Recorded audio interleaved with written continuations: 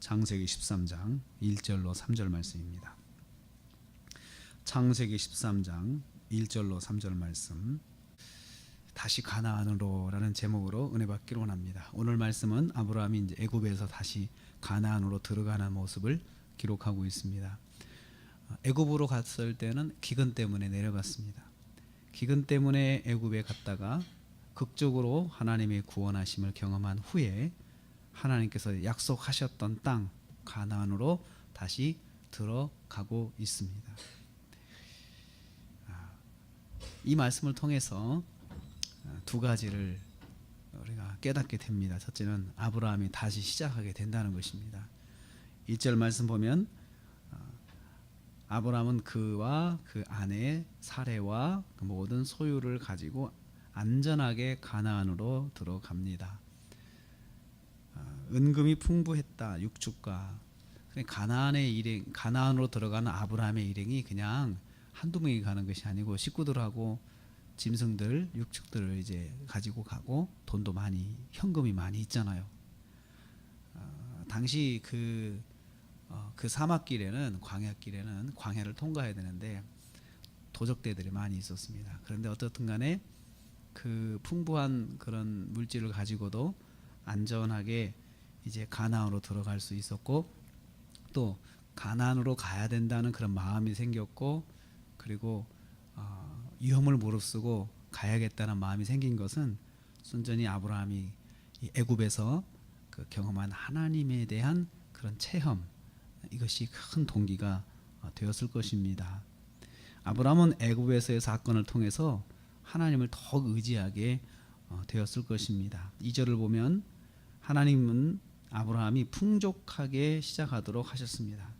그래서 다시 시작할 힘을 주신 것이죠. 빈손이 아니고 풍족하게. 근데 가나안은 지금 기근입니다. 기근 문제가 해결된 것이 아니거든요. 기근인데 풍족하게 다시 시작하도록 하나님께서 힘을 주신 것이죠. 하나님은 다시 기회를 주시는 분이십니다. 약속의 땅을 벗어난 것은 분명 아브라함의 실수입니다. 또 실패입니다. 그런데 하나님께서는 그 실수 속에서 교훈을 얻어 하나님을 더욱 의지하게 하십니다. 저는 이 말씀을 보면서 로마서에 하나님께서 합력하여 선을 이루신다, 합력해서 선을 이루신다라는 그 말씀을 한번 생각을 하게 됩니다. 우리도 살다 보면은 실수할 수 있습니다. 그런데 하나님께서는 그 실수하는 우리에게 꼭 깨닫게 하시는 게 있습니다.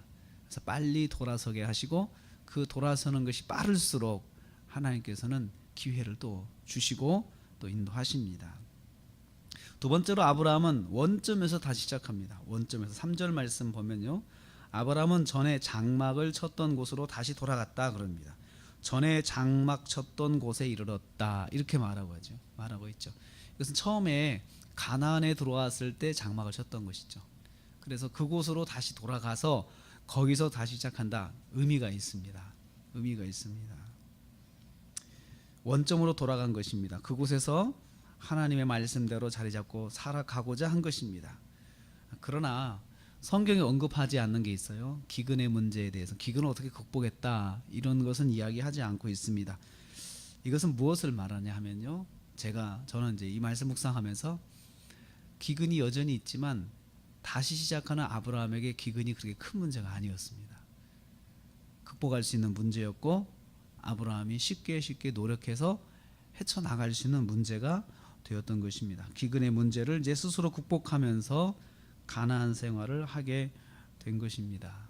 하나님을 경험하고 믿음을 가지고 보니까 전에 있었던 큰 문제가 아닌 거예요.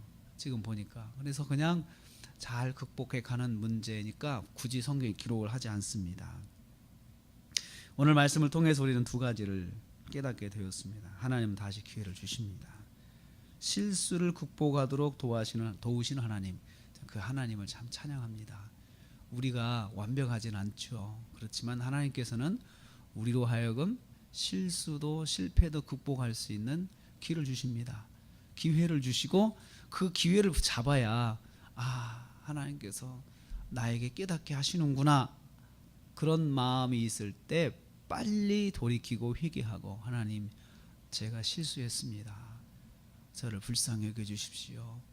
이렇게 하나님 앞에 나가면 하나님은 다시라는 기회를 통해서 또 그 속에서 하나님의 역사를 경험하게 하십니다. 믿음으로 보면 문제가 달리 보입니다. 기근 때문에 살 수 없었고 그래서 여기서는 도저히 못 살겠다 한 곳으로 다시 돌아갔잖아요. 그런데 그 다시 돌아가서 기근 문제가 그렇게 큰 문제가 되지 않았어요. 왜 그랬을까요? 하나님이 함께 하시는 것이 확실하게 보여졌기 때문에 그렇습니다. 하나님이 도우시는데 그 하나님을 의지하면 내가 무엇이든지 못하겠냐라는 자신감이 아브라함에게 생긴 것입니다. 큰 문제도 믿음으로 보면 평범한 문제가 될 수밖에 없습니다. 우리가 하나님을 빼놓고 생각하니까 내가 만난 문제가 큰 문제가 되고 극복할 수 없는 문제가 되고 내 숨통을 조이는 문제가 되죠.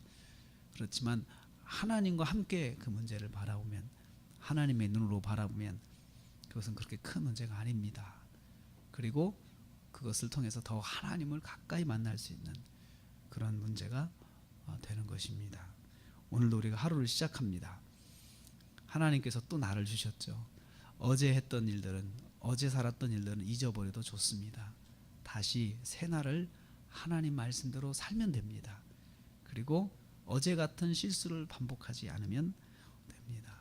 또 어제 만났던 그 문제가 믿음으로 다시 오늘 보면 다시 원점에서 다시 생각해 보면 그 문제가 그렇게 큰 문제가 되지 않을 것입니다.